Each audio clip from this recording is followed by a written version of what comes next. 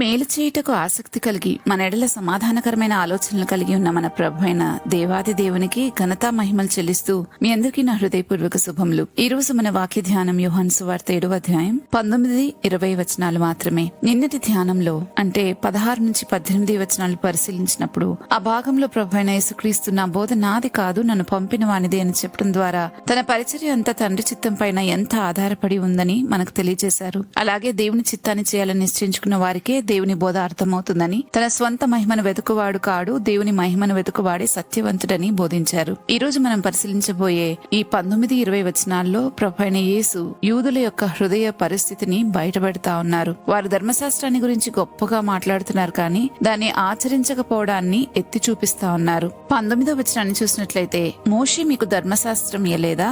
అయినను మీలో ఎవడును ఆ ధర్మశాస్త్రంను గైకొనడు, మీరెందుకు నన్ను చంపచూచుచున్నారు అని ప్రభువు అక్కడున్న యూదులతో మాట్లాడుతా ఉన్నారు. ఈ వచనంలో యేసుప్రభు వారు యూదుల యొక్క వేషధారణను బహిర్గతం చేస్తున్నారు. వారు మోషే ధర్మశాస్త్రాన్ని ఎంతో గౌరవిస్తున్నామని, దాన్ని అనుసరిస్తున్నామని గొప్పగా చెప్పుకుంటున్నారు, కానీ వాస్తవానికి వారు ధర్మశాస్త్రాన్ని చదువుతున్నారు గాని దాని ప్రకారం జీవించటం లేదు. ధర్మశాస్త్రంలో నరహత్య చేయకూడదు అని స్పష్టంగా రాయబడి ఉంది. అయినప్పటికీ అదే ధర్మశాస్త్రాన్ని బోధిస్తున్నామని చెప్పుకునేవారు నిర్దోషి అయిన యేసుప్రభువును చంపాలని కుట్ర చేస్తా ఉన్నారు. అందుకే ప్రభు అంటున్నారు, మీరు ధర్మశాస్త్రాన్ని గురించి మాట్లాడుతున్నారు కానీ ధర్మశాస్త్రాన్ని గాయకొనడం లేదు అని వారి కపటత్వాన్ని ఎత్తి చూపిస్తా ఉన్నారు. వారి వేషధారణ గురించి అక్కడున్న వారికి తెలియజేస్తా ఉన్నారు. అయితే మత్తయి సువార్తలో కూడా 23వ అధ్యాయం 3వ వచనం చూస్తే ప్రభువు ఇలాంటి వారిని గురించి అంటున్నారు, వారు చెప్పుదురే కాని చెయ్యరు అని. అందుకే ఇక్కడ ప్రభు అంటున్నారు, మీలో ఎవరు ధర్మశాస్త్రాన్ని గైకొనట్లేదు అని, అంటే దాని ప్రకారం నడుచుకోవట్లేదు అని. మనల్ని కూడా దేవుడు అడిగేది ఇదే, నువ్వు ఎంత వాక్యం తెలుసుకున్నావు అని కాదు, నీకు తెలిసిన వాక్యాన్ని బట్టి ఎంతగా బ్రతుకుతున్నావు అని. ఈ ప్రశ్నకు మనకు మనమే నిజాయితీగా సమాధానం చెప్పుకోవాలి. ఎందుకంటే వాక్యాన్ని తెలుసుకోవడం మనిషిని గొప్పవాణ్ణి చేయదు, వాక్యాన్ని గైకొనడమే దేవుని దృష్టిలో గొప్పదిగా మనిషి నిలబెడుతుంది. ఒకవేళ ఎవరైనా వాక్యాన్ని చాలా తెలుసు అన్నట్లుగా మాట్లాడుతుంటే మనుషులు వారిని గొప్పగా అనుకోవచ్చేమో, కానీ దేవుడైతే, దేవుని దృష్టికైతే ఎవరైతే వాక్యానుసారంగా జీవిస్తారో వారే గొప్పవారు, వారే సత్యవంతులు, యథార్థవంతులు, వారే కపటం లేనివారు కూడా. ప్రభు ఈ విషయాన్ని ఈ రోజు మనతో సీరియస్ గా మాట్లాడుతా ఉన్నారు. ఈ వాక్యంలో నుంచి ఈ రోజు మనల్ని మనం పరీక్షించుకోవాలి, పరిశీలించుకోవాలి. మన జీవితము వాక్యానికి వేరుగా ఉందా, వాక్యాన్ని అనుసరించి ఉందా, ఎలా బ్రతుకుతున్నాము? ఒక్కసారి మన అంతరంగాన్ని, మనల్ని మనం నిజాయితీగా చూసుకుంటే నిజంగా దేవుని దృష్టికి మనం ఎలా కనబడుతున్నామో మనకే అర్థమవుతుంది. ఇంకా 20వ వచనాన్ని చూస్తే యేసుప్రభు మాట్లాడిన మాటకు జనసమూహం అంటున్నారు. అందుకు జనసమూహము, నీవు దయ్యం పట్టిన వాడువు, ఎవడు నిన్ను చంపజూచుచున్నాడు అని చెప్పెను అని. ఈ వచనంలో మనిషి పాప స్వభావం ఎలా స్పందిస్తుందో స్పష్టంగా కనిపిస్తుంది. మన ప్రభువు వారి హృదయంలో ఉన్న నిజ స్థితిని బయట పెట్టారు. యూదుల నాయకులు తను చంపాలని ప్రయత్నిస్తున్నారని ఆయన చెప్పారు. అది నిజమే అని కూడా మనకి తెలుసు, అక్కడున్న ప్రజలకి తెలుసు. కానీ వారు ఆ మాటను పరిశీలించకుండా, తమను తాము పరీక్షించుకోకుండా దానికి బదులుగా ఎదురుదాడి చేయడం మొదలుపెట్టారు. నీవు దయ్యం పట్టిన వాడవు అని ప్రభువుని అవమానించడం ప్రారంభించారు. అంటే సత్యానికి సమాధానం చెప్పలేక సత్యం చెప్పిన వ్యక్తిపై దాడి చేయడం మానవ నైజం. ఇదే మానవ స్వభావం కూడా.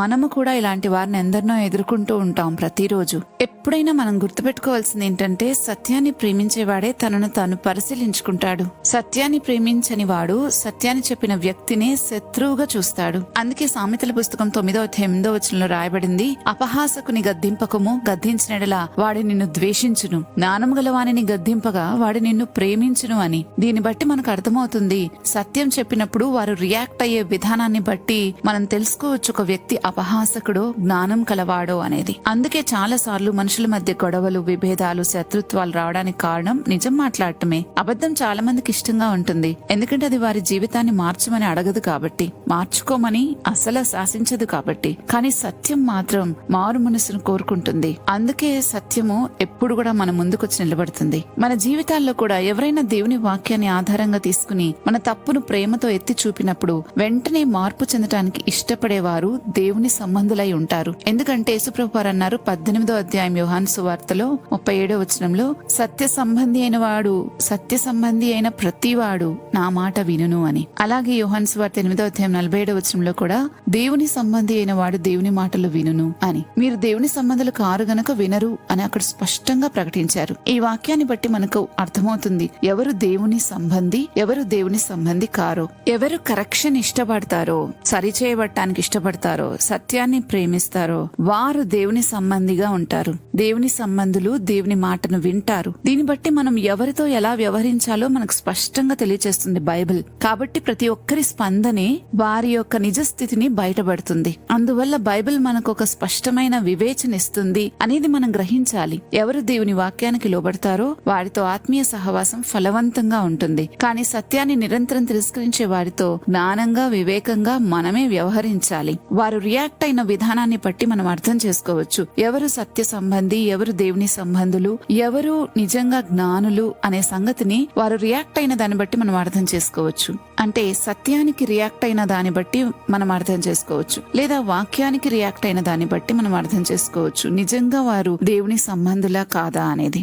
సత్యం మన జీవితాన్ని తాకినప్పుడు మన స్పందనే మన ఆత్మీయ స్థితిని తెలియజేస్తుంది. ఎప్పుడు గుర్తుంచుకోండి, దేవుడు మనల్ని ఖండించడానికి కాదు, ఆయన మనకు తెలియచేసేది ఈ సత్యాన్ని. తన స్వరూపంలోకి మార్చటానికి సత్యాన్ని మాట్లాడుతున్నారు. అందుకే గద్దింపు, సరిదిద్దటం, క్రమశిక్షణ ఇవన్నీ దేవుని ప్రేమకు గుర్తులు. సత్యాన్ని ప్రేమించే హృదయం దేవుని స్వరాన్ని గుర్తిస్తుంది. దేవుని స్వరాన్ని గుర్తించే హృదయం మార్పును అంగీకరిస్తుంది. మార్పును అంగీకరించే జీవితమే చివరికి దేవుని మహిమపరుస్తుంది. కాబట్టి వాక్యాన్ని వినేవారిగా మాత్రమే కాక వాక్యానికి లోబడే వారిగా జీవిద్దాం. సత్యాన్ని ఎదిరించే వారిగా కాదు, సత్యం చేత మార్చబడే వారిగా ఉంటే నిజంగా మన జీవితాలు దేవునికి మహిమకరమై ఇతరులకు క్రీస్తును చూపించే సజీవ సాక్షులుగా నిలుస్తాయి. ఈ విషయాన్ని మనం అర్థం చేసుకుని ప్రార్థించుకుందామా? మాకెంతో మేలు చేయడానికి ఆసక్తి కలిగి సమాధానకరమైన ఆలోచనలతో మమ్మల్ని నిరంతరం ఉద్ధరిస్తున్న మా ప్రభువా నీకు స్తోత్రాలు చెల్లిస్తున్నాం. ఈ రోజు ఈ లేఖన భాగంలో నుంచి మాకు తెలియచేసిన సత్యాన్ని బట్టి మిమ్మల్ని స్తుతిస్తున్నాం. నిజంగా ఎవరు నీ మాట వింటారో, ఎవరు వినరో, ఇట్టి వ్యత్యాసాన్ని, వివేచన మాకు అనుగ్రహించినందుకు మీకు స్తోత్రాలు. ఈ వివేకంతో మేము బ్రతకడానికి మాకు సహాయం చేయండి.